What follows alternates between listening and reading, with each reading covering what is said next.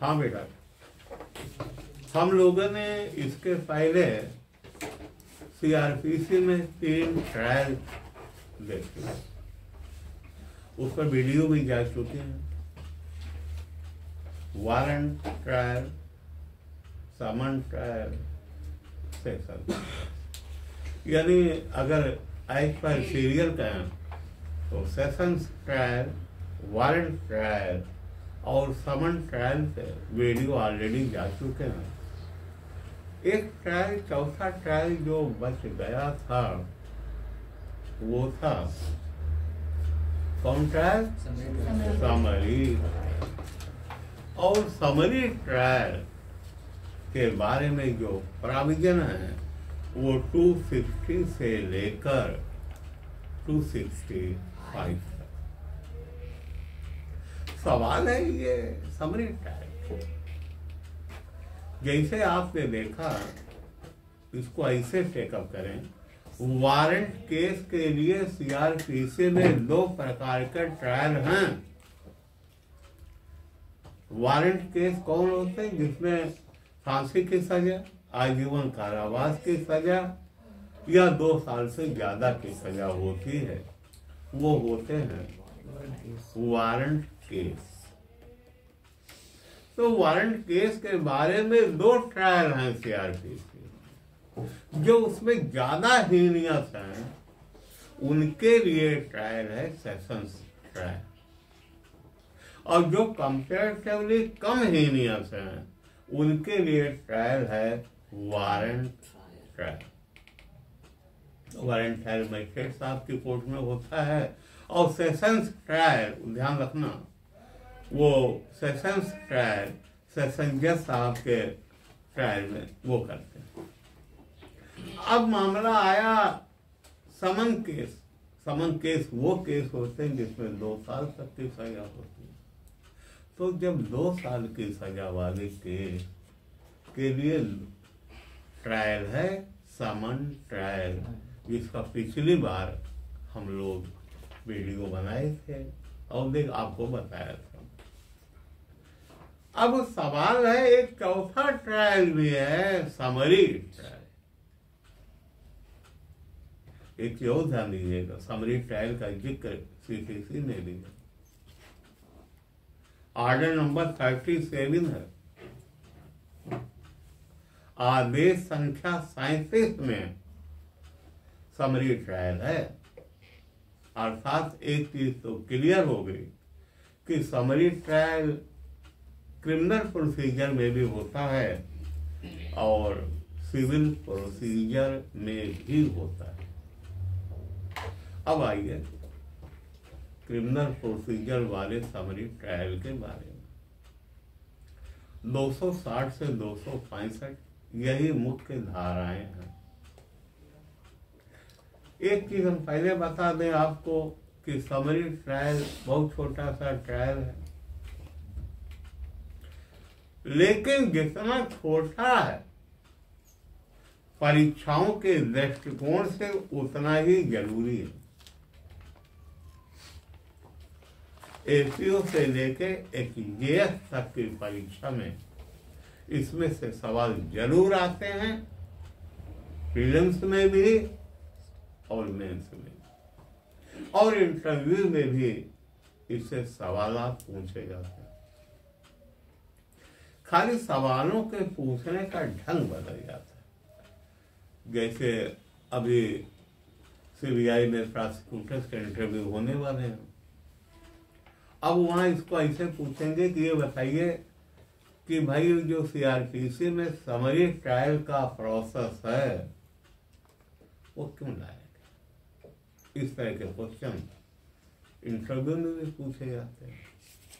सबसे बड़ी बात है, इंडियन कॉन्स्टिट्यूशन के आर्टिकल नंबर 21 में एक फंडामेंटल राइट ये भी माना गया है कि किसी का जो ट्रायल है वो कम से कम समय में खत्म हो और उसको न्याय मिले, त्वरित न्याय उसको मिले।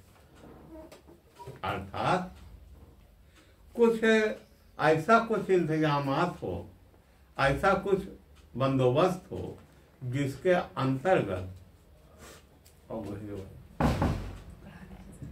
ऐसा कुछ हो कि उसके अंतर्गत उनको न्याय जो मिले वो जल्दी से जल्दी मिले। This is what the aim of article 21। तो अनुच्छेद 21 के भावनाओं की कद्र करते हुए सीआरपीसी में समरी ट्रायल का प्रोसेस रखा गया है। अब एक बात हो कि समरी ट्रायल से संबंधित जितने भी क्वेश्चन हैं वो कुल 4 क्वेश्चन हैं, और वही 4 क्वेश्चन आपको तैयार करने हैं। 4 से 5वां क्वेश्चन कहीं नहीं पूछा जाएगा, ये मेरी गारंटी। अब आप चाहे 5 साल पेपर देख लीजिए। पहला क्वेश्चन ये है कि समरी ट्रायल कर कौन सकता है, यानी what are the magistrate who can try summarily, who are authorized, किनको अधिकार है समरी ट्रायल का। दूसरा क्वेश्चन है कि क्या सेकंड क्लास के जुडिशियल मजिस्ट्रेट को समरी ट्रायल करने का अधिकार है। तीसरा सवाल बनता है कि वो केसेज कौन से हैं जिनका समरी ट्रायल किया जा सकता है, यानी what are the cases which can be tried summarily. और चौथा और अंतिम सवाल है क्या पनिशमेंट दिया जा सकता है summary trial. As much as 4 questions are asked. Number 1, what are the magistrates who can try summarily? Number 2, what are the offences which can be tried summarily? Number 3, whether the second class judicial magistrate can also try summarily? And lastly, what is the punishment which can be imposed in summary trial? यही 4 question. अब इनको हम लोग देख लेते हैं। पहला खोल लेना सेक्शन नंबर 260 और वहां आप पाओगे CJM, एनी CJM यानी अर्थात any chief judicial magistrate, any metropolitan magistrate and any first class judicial magistrate especially empowered by the High Court on this behalf। अर्थात कोई CJM, कोई ACJM और कोई MM और कोई जुडिशियल मजिस्ट्रेट फर्स्ट क्लास, जिनको कि हाई कोर्ट से विशेष रूप से शक्ति प्राप्त हो। अब एक चीज ध्यान देना कि आप कहेंगे कि उसमें साहब ACJM तो लिखा नहीं हुआ है, उसमें CJM लिखा है। तो मैं आपको याद दिलाना चाहूंगा कि धारा नंबर 12 है CRPC में, जो ये कहता है कि जिले में जितने न्यायिक मजिस्ट्रेट फर्स्ट क्लास के हैं उनमें से किसी एक को हाई कोर्ट मुख्य न्यायिक मजिस्ट्रेट बना सकती है, और जो लोग बचेंगे उनमें से जितनों को चाहे उतनों को एडिशनल चीफ जुडिशियल मजिस्ट्रेट बना सकती है। और ये भी लिखा है कि उनके एग्जीक्यूटिव पावर तो अलग है, लेकिन जो न्यायिक क्षेत्राधिकार है वो बराबर होगा। अर्थात जो पावर CJM साहब को है वही पावर ACJM साहब को। इस प्रकार अगर CJM साहब को पावर है समरी ट्रायल का, तो ACJM साहब को भी पावर है समरी ट्रायल का।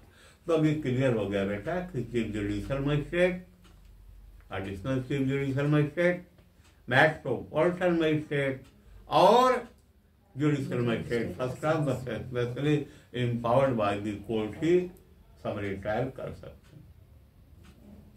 अब दूसरा महत्वपूर्ण क्वेश्चन, कौन से केसेज हैं जिनका समरी ट्रायल हो सकता है? हाँ भाई, मेन आंसर है समन केस का। समन केस किसे कहते हैं? जिसमें सजा 2 साल तक, उन केसेस का समरी ट्रायल हो सकता है। लेकिन इसके अलावा भी हैं। कौन कौन धाराएं हैं? 379, 380, 381, 411, 414 IPC, ये धाराएं हो गई। लेकिन उसमें एक कंडीशन लगी हुई है, उसमें चुराई हुई संपत्ति की कीमत 2000 रुपए से ज्यादा की ना हो। इन धाराओं के अलावा कौन धारा है? 454, 456, 504, 506 IPC इनका अटेम्प्ट और इनका अबेटमेंट। क्या सेक्शन 20 कैरेक्टर ट्रेसपास एक्ट भी है? जी सर, वो भी है, सेक्शन 20 कैरेक्टर ट्रेसपास एक्ट। तो इन मुकदमों का भी समरी ट्रायल किया जा सकता है। अब आप एक चीज ध्यान दें, ये अलग से क्यों लिखे गए धाराएं? अरे भाई 379 में 3 साल तक की सजा है, 380 में 7 साल तक की सजा है, 381 में 7 साल तक की सजा है। उनको भी इंक्लूड कर दिया क्योंकि उनको एक वो मिल गया आधार कि इसमें जो चुराई हुई संपत्ति है उसकी कीमत 2000 रुपए से ज्यादा की नहीं है, इसलिए ऐसा कर दिया। तो अब इनका भी जवाब आ गया। अब एक सवाल और बचा कि क्या सेकंड क्लास का जुडिशियल मजिस्ट्रेट समरी ट्रायल कर सकता है? जी। सेक्शन नंबर 261 में इसका जवाब दिया गया, 261 में। और यहां यह बताया गया है कि सेकंड क्लास का जुडिशियल मजिस्ट्रेट भी समरी ट्रायल कर सकता है, लेकिन किन मुकदमों का? जिसमें या तो फाइन की सजा हो या फिर अप टू 6 मंथ, 6 महीने तक की सजा हो।